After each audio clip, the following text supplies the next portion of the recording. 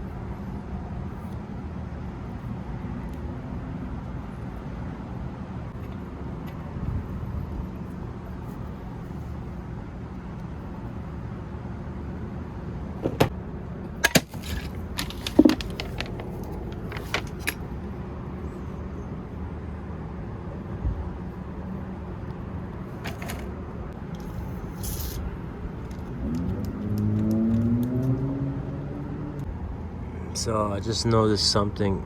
You see this part, the shim that goes inside the gear and the shaft or the spindle. So it's been pushed all the way this way. For now, let's see. I probably won't remove this part just because of this. I'm afraid I remove it and I can't make a shim for it.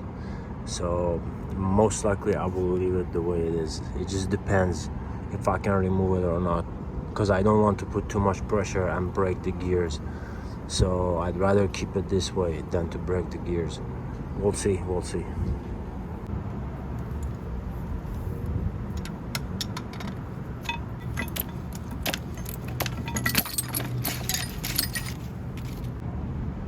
see. Oh no, they're exactly the same. They are exactly the same. Okay.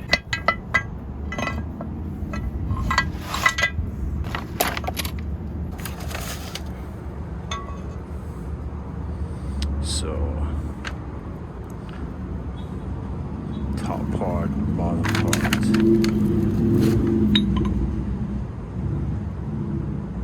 They're exactly the same.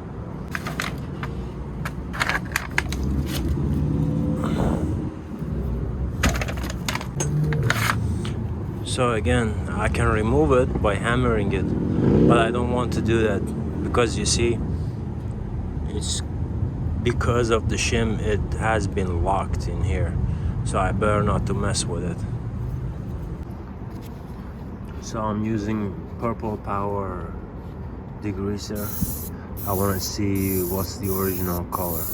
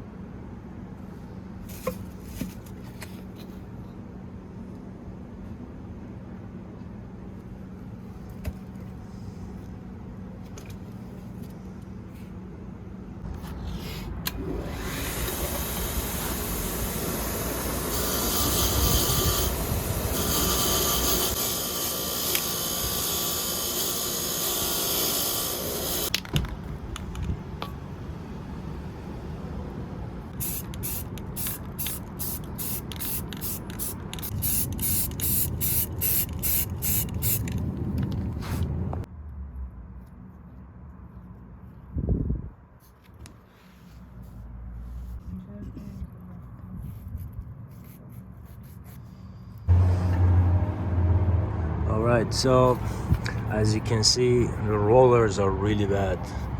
All these because of rust. And I was hoping I don't have to do this, but it looks like I have to. I'm not going to work on these sides because they're not that bad, but I'm going to start with 180 grit, and then I'll do 500, 1000, and then 2000, and I think it should be fine after that. But I'm not going to go too deep because I don't want to change the size or the dimension of this roller. Let's see.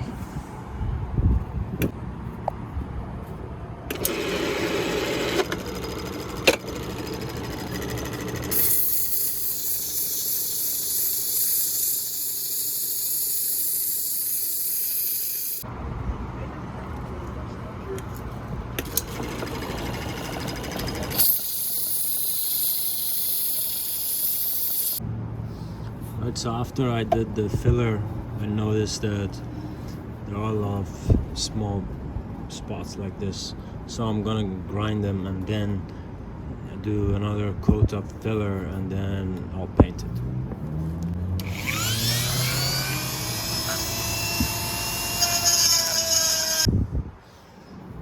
So it's much better now. And I have to change the bit. I have to use these types. It's much easier. I have to paint it again.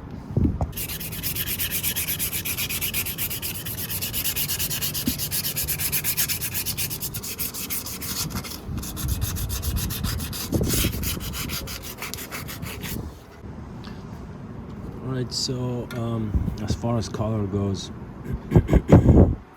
I'm using not this one. What am I doing?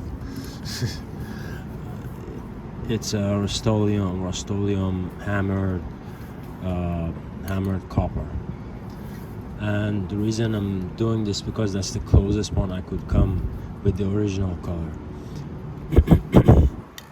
You see, it's close to gold. It's not gold. Well, the thing is that I'm colorblind, so I had to get help from my wife to pick a right color or get as close as possible. And at Home Depot, they only had two, hammered gold and hammered copper. And this one looks very close to what I had. I just tried it on here, so I'm gonna go ahead and use this one.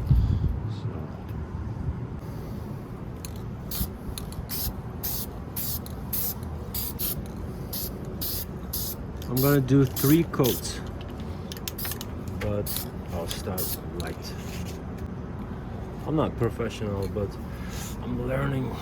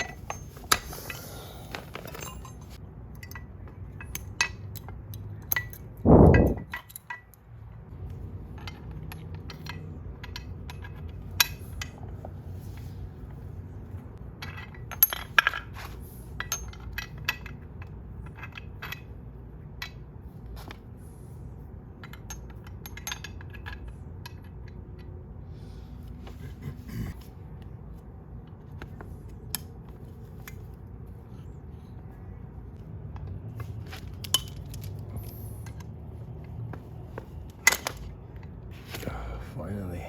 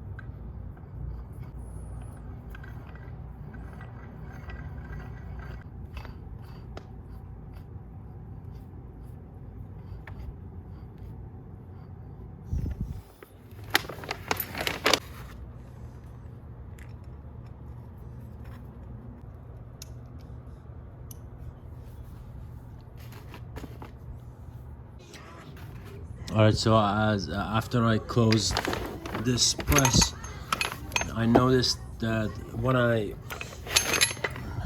pull down this handle and when the cylinder goes down, it won't come up. And you see there were some paint on this side that were getting stuck, kind of clogging this brass from going in and out, because this will push down the cylinder. And since it's really difficult for me to do the sanding here, it was much easier to reduce this size for a bit. So these two, I just reduced just a little bit of its size. Let me show you. It's really not noticeable, but they both work now. So when this thing goes down, the problem was that when this would go down, it gets stuck in here and wouldn't come up. But now they both work fine. So I have to close it again, but so it was difficult, challenging. Anyways, it's good to go now. So I found this. I mean, this came with it. It was right here. So I'm just gonna put it back. It says eye shock, I guess.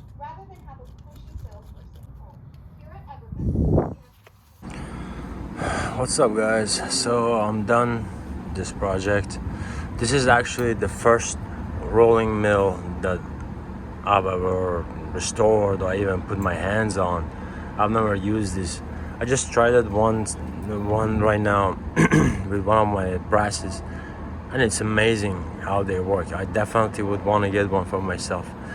So my problem with this, as I've mentioned in my video, was that when I painted the body, I painted this part too. You see, this is where the bushing goes to, and then goes up and down. So like right now,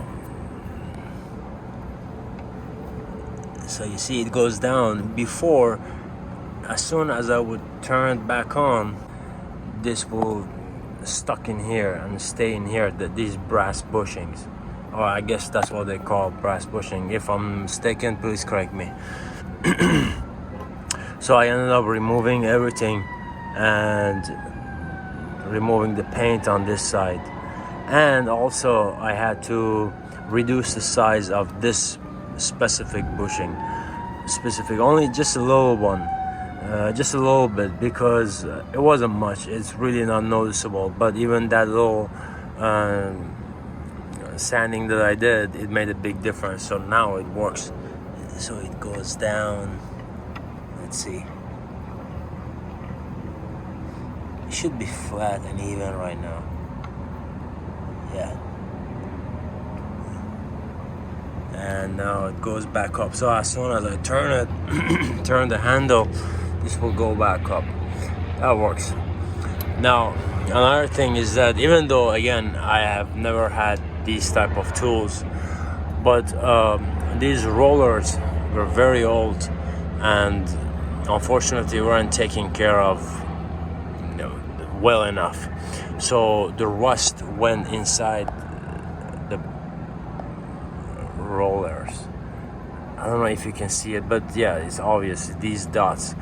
I did a lot of sanding, but this is as far as I could go before changing the dimension of these two rollers. So there was so much I could do. Another thing is that this is not mine, so I really can't mess with it much. And overall, it's great. It's very powerful. If it was up to me, I mean, if this was mine instead of this handle, because this is so strong, I would use something like this. This is a motor that I took out of a juicer, actually. It's a low RPM, or I guess it was a juicer. It's a low RPM and very powerful, trust me. I mean, this thing, once you turn it on and you clip it with something, it can actually move you. I'm about 160 pounds and it literally moved me. It's very powerful, very, very powerful. It just, of course, depends how much amperage or voltage you put on it. But if it was up to me, I would just take this handle off and I will put this one instead, add the gears to it and stick it right here and make it automatic. Much easier than the handle, because and another reason is that I'm going to show you how it works just a little bit, but the only thing is that I can't use the vise or clip to hold these onto the table, because the paint is fresh and I did the paint about a day and a half ago. It's dry, but not that dry to hold it tight in here with any kind of tools. So I'm just gonna show a little bit of demonstration and let's see how it goes. The only pieces of brass that I had were these two, and based on my research on YouTube, it looks like you're not supposed to put steel in here, and if you do, you're supposed to cover the top and bottom with something like brass. Well, I have a lot of steel actually, but I don't want to damage it. Again, it's not mine, but I have the brass, so I'm gonna try two different things. One, these guys, which I don't know what they're called, and one these. This one is already got on the spawn, so let's see how it goes.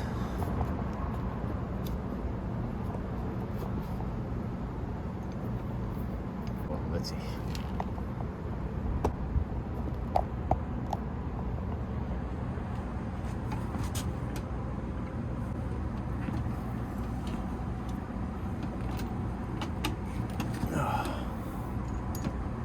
Man, that is hard.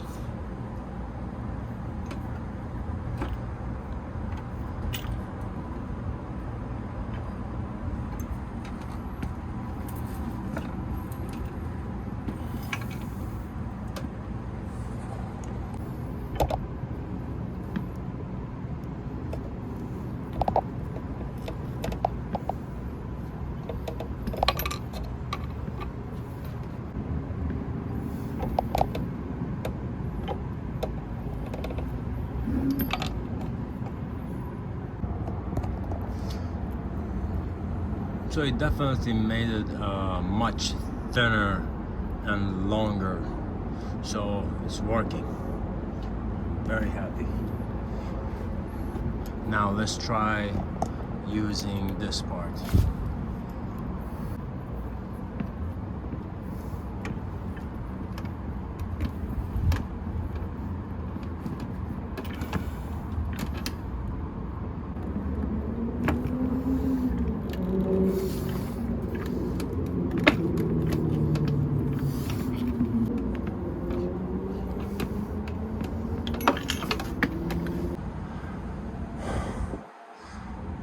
So it did work and it did bend, but man, it's difficult and it's heavy.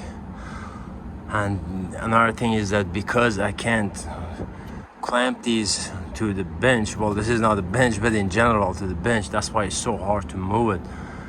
But still so interesting, because just with 1, 2, 3, 4, 5, 6, 7 gears, you don't really need much power to bend this or to make it thinner. That's crazy. Like with hammer, good luck, it's gonna take forever. But this way is much easier. I love it. But again, if it was up to me, if this was mine, I would definitely change this handle with a motor, put a motor or something in here, because it's very time consuming this way, I think. I don't know, but overall I like it. It's very cool. Thanks for watching. Oh, by the way, I forgot to thank Jonathan, a person who gave me this to restore it for him. I saw his post on Facebook that he wanted to restore this. I offered him to do it for him if he just sent it to me, and he did. I'm really happy that there are still people out there who can trust you based on just words and conversation, because he really didn't know who I am, and I appreciate that. Thank you, Jonathan.